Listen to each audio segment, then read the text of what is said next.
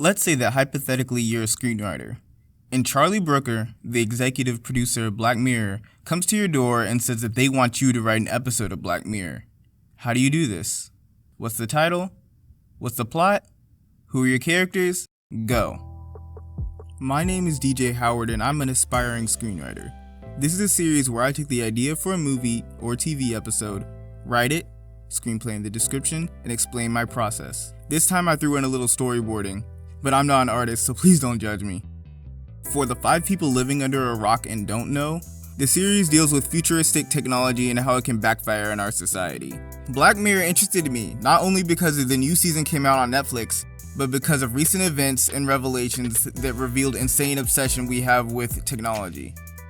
I needed to break down what about Black Mirror I needed to include and what I needed to exclude, so I watched a couple of episodes. And then I watched Wisecrack's video on the philosophy of Black Mirror. They're honestly my favorite YouTube channel right now and you should check them out.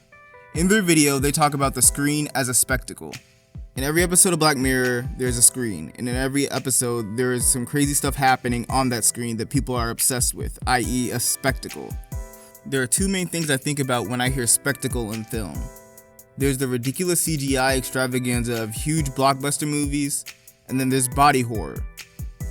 There's nothing more uncomfortable to me than the gore of the Saw movies or the body horror of a Cronenberg film. So I decided to include both of these aspects in my screenplay.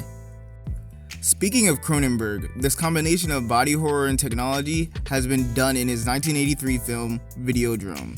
And in Videodrome, there's an interesting monologue by a character named Brian Oblivion that goes, "The television is the retina of the mind's eye. Therefore, the television is a physical structure of the brain."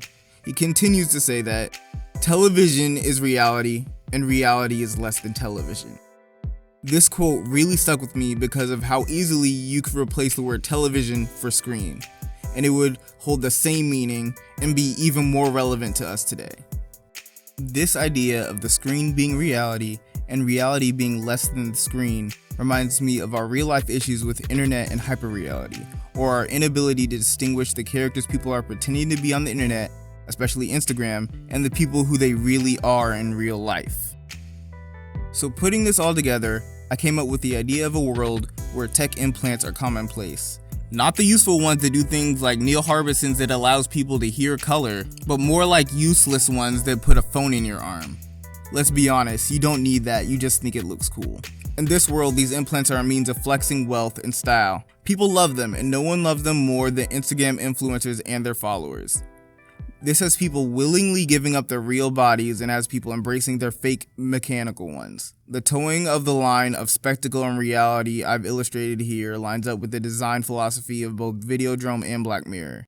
In my episode of Black Mirror, we open up on Esselt, a 22-year-old assistant on a TV set. She's barely noticed to the point that her own coworkers don't even know her name.